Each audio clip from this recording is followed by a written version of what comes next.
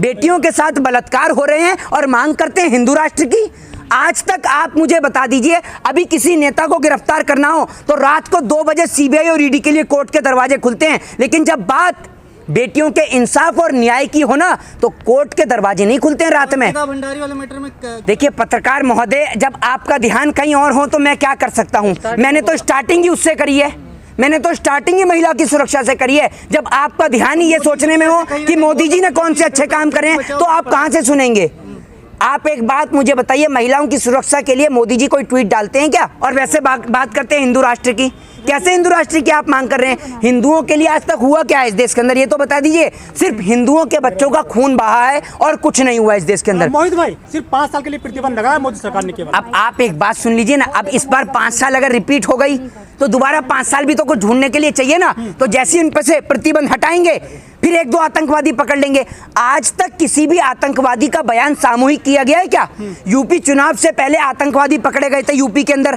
क्या हुआ उन आतंकवादियों का? ये आतंकवादी आते कहां से हैं? और आतंकवादी अगर देश के अंदर आते हैं तो चुनाव के समय पे ही क्यों पकड़े जाते हैं? क्या लेटर लिख देते हैं आतंकवादी चुनाव से आने से पहले कि मैं यहाँ छिपा हुआ हूँ, आके तुरंत पकड़ लो? गुजरात का चुनाव है, हिमाचल का भी चुनाव है, अगर चुनाव जीतना है तो मुझे आके पकड़ लो। तो मैं आपको बता दूं, सिर्फ चुनाव जीतने के लिए, और अभी तो जिसमें हिंदुस्तान को पाकिस्तान के नाम पर डराया जाता है और पाकिस्तान को हिंदुस्तान के नाम पर डराया जाता है। ये कोई बड़ी बात नहीं है इस देश के अंदर। नेता शिक्षा, स्वास्थ्य और बेरोजगारी पे कभी चर्चा नहीं कर सकते, ये बात मैं आपको लिखित में दे सकता हूँ। लेकिन शाहीन बाग पे नजर है सरकार की सर। अभी सारे बाग पे नजर रहेगी इनकी, ठीक है ना? सारे बाग पे नजर रहेगी। अरे इतनी आपको नजर रखनी है तो अगर आपने नजर उत्तर प्रदेश में रख ली होती तो आज हमारी बेटियां जीवित होती, लेकिन आप तो नजर रखते ही नहीं है। और अगर आप इतनी ही नजर रखते तो किसान के ऊपर गाड़ी नहीं चढ़ाई जाती। आपके सारे नेता, आप अपराधियों की लिस्ट तो उठाइए और उनका आप संबंध मिलाइए। सबका संबंध बीजेपी से ही क्यों निकलता है? सवाल का कोई भी जवाब दे दे भाई। अब सुन लीजिए, एक एक सवाल का मुझे जवाब दीजिए। किसान पे गाड़ी चलाने वाला कौन सी पार्टी से संबंध रखता है ये बता दीजिए आप मुझे, ठीक है? बलात्कारी कुलदीप सिंह सेंगर कौन सी पार्टी से संबंध रखता था? असम के अंदर चकला चलाने वाला कौन सी पार्टी से संबंध रखता था? ये बताइए ना आप मुझे। आप हर जगह उदयपुर की घटना में वो जो आरोपी हैं वो किससे संबंध रखते थे, कौन सी पार्टी के संबंध रखते थे, किसकी पार्टी के पट्टे पहनकर उनकी फोटो पाई गई? इस सवाल का कोई जवाब देगा क्या? लेकिन संघ वाले नेता कह रहे हैं कि देश में बेरोजगारी चरम पर है, आखिर वो ऐसे बयान क्यों दे रहे हैं आजकल? अरे भैया, मोदी जी जो हैं, मोदी जी चीते लाकर, पहले तो चीतों की कोई जरूरत नहीं है। यहाँ बेरोजगारी के कारण नौजवानों की चिता जल रही है, ठीक है ना? दूसरी बात यह है कि इस देश के अंदर चीतों से बड़ा मुद्दा तो जो बेटियों की चिता जल रही है ना, वो बहुत बड़ा मुद्दा है। चीता कोई मुद्दा नहीं है, जितना बड़ा मुद्दा बेटियों की जलती चिताएं हैं। इस देश के अंदर जिस प्रकार से बेटियां असुरक्षित हैं, वो सरकार के लिए कहीं ना कहीं कब्र खोदने का काम कर रही हैं। दूसरी बात, जितनी भी महिला नेता हैं वो सारी की सारी चुप है। और अभी तो आप देखिएगा, जब तक मामला हाईलाइट ना हो तो पता कैसे चलेगा कि गृह मंत्री भी जम्मू कश्मीर पहुंचे हैं? ये बताइए ना आप मुझे। आज से पहले जम्मू कश्मीर पहुंचे थे क्या गृह मंत्री जी? जम्मू गए हैं, कश्मीर भी नहीं। इंटरनेट तो इस देश के अंदर हर जगह का बंद कर देते, जहां प्रधानमंत्री और गृह मंत्री पहुंच जाए। यही इस देश का लोकतंत्र है। और आपको पता भी होगा, अभी आपको पता भी होगा कि देश के पत्रकारों से जो है वो मांगा गया था, क्या कहते हैं उसको, जब हिमाचल में मोदी जी की अभी रैली होने वाली थी हाल में, तो उनसे सर्टिफिकेट मांगा गया था, जो कि बाद में मना कर दिया गया। बाद में मना कर दिया गया, लेकिन पहले उनसे मांगा गया था, मैं आपको बता दूं। तो आप खुद ही सोच लीजिए कि इस देश के अंदर लोकतंत्र बचा ही कहाँ है। मोहन भागवत मस्जिदों का दौरा कर रहे हैं, क्या वजह है इसके पीछे? देखिए, मैं आपको बता दूं, वजह कुछ नहीं है, सिर्फ वोट बटोरने का काम है। एक और तो हिंदू मुसलमान के दंगे होते हैं, दूसरी और मस्जिदों का दौरा था। दूसरी बात ये, मोहन भागवत कहीं से गृह मंत्री हैं क्या या मुख्यमंत्री हैं? कौन है? Who is this Mohan Bhagwat? आप उनको, मैं आपको एक बात कर, सुन लीजिए। आप लोग उनको जो है हाइप देते हैं, जिस कारण वो लोग बयान देते हैं। बता दिया है मौलाना ने उनको राष्ट्रपिता दे जी, राष्ट्रपिता जो इलियासी है। भाई देखिए, मैंने तो मेरे को तो स्कूल वाले भी यही पढ़ाते हैं, राष्ट्रपिता महात्मा गांधी हैं। क्यों खैनी वाले पत्रकार राष्ट्रपिता महात्मा गांधी है ना, या कोई और है? भाई बता दीजिए, कहीं मोदी जी हो आपकी नजर में? हाँ, मोहन भागवत राष्ट्र ऋषि है, राष्ट्रपिता भी है। अच्छा, क्या है और क्या है? राष्ट्र ऋषि, राष्ट्र ऋषि, राष्ट्र ऋषि। ये मौलाना इलियास ने बोला है, जो मदरसे के हैं। मदरसे के अब मैं आपको सुन लीजिए, बिल्कुल बयान दे सकते हैं, बिल्कुल दे सकते हैं। अब भाई मैं आपको एक बात बता दूं, कुछ अगर मौलाना बयान नहीं देंगे तो आप एक बात मुझे बताइए, तो बीजेपी को वोट कैसे मिलेगा?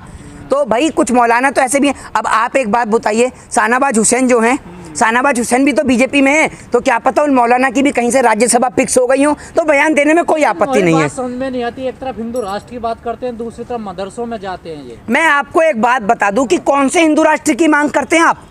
जिस हिंदू राष्ट्र के अंदर हिंदू ही सुरक्षित नहीं है, आप उस हिंदू राष्ट्र की बात करते हैं। आप एक बात मुझे बताइए, ये अंकिता का मैटर जो हो, लखीमपुर का मैटर हो, हाथरस का मैटर हो, अरे आम आदमी से नाम मांगे, अब सरकार चीतों के नाम भी मांग रही है। कुछ सरकार में भी जो पशु जैसे नेता भरे हुए हैं, उनका नाम देने की पहले जरूरत है, जिनको ये नहीं पता कि देश कौन सा स्वतंत्रता दिवस मना रहा है। कुछ लोग तो ये तक बोलते हैं कि बेटी बचाओ बेटी पढ़ाओ, तो कुछ ऐसे लोग भी हैं, नाम उनको देने की जरूरत है, ठीक है ना। और दूसरी बात, जनता पे इतना खाली समय नहीं है कि वो चीतों के नाम बताएं, सारा खाली समय नेताओं के पास है। प्रधानमंत्री जी अगर एक दिन विदेश घूमने नहीं जाएंगे तो कोई बड़ी आफत नहीं आ जाएगी, चीतों का नाम बैठ के सोचते रहिए, क्योंकि नौजवान की बेरोजगारी पे तो आपको कोई चर्चा नहीं करनी। अगर आप ये कहते कि नौजवान ये बताएं कि रोजगार पे कैसे चर्चा हो, किस किस सेक्टर में रोजगार मिलने चाहिए, नौजवान नाम लिख के भेजे, तो नौजवान लिख के भी भेजता। अब नौजवान के पास यही खाली समय ना कि चीतों का नाम भेज के भेजे। आपके पत्रकार साथी हैं जिनको दलाल बना रखा है, आपने खरीद रखा है, जो शिफ्ट से चला करते थे, ऑटो से चला करते थे, आज मर्सिडीज और ऑडी से चल रहे हैं, तो उन्हीं से पूछ लीजिए नाम। 20-22 दिन 25 दिन बाद, अभी कुछ दिन बाद जो है, आप ये समझिएगा अभी छठ पूजा आने वाली है, मनोज तिवारी जी नाचते गाते आएंगे इधर उधर से भटकते हुए। मनोज तिवारी जी आकर फिर कहेंगे जमुना साफ नहीं है, जमुना साफ नहीं है। पूरे साल इन्हें जमुना की याद नहीं आती, लेकिन अभी छठ पूजा आएगी तो इन्हें जमुना की याद आएगी। अरे अभी छठ पूजा से पहले जमुना साफ करा लीजिए ना, क्यों नहीं कराते आप? क्योंकि इनको बिहारियों का भी सिर्फ वोट बटोरना है और कुछ नहीं करना। पूरे देश के अंदर सबसे ज़्यादा बिहारी जो हैं वो दिल्ली के अंदर काम करते हैं, मुंबई के अंदर करते हैं। हाँ, नहीं मैं आपको बताता हूँ, सुन लीजिए।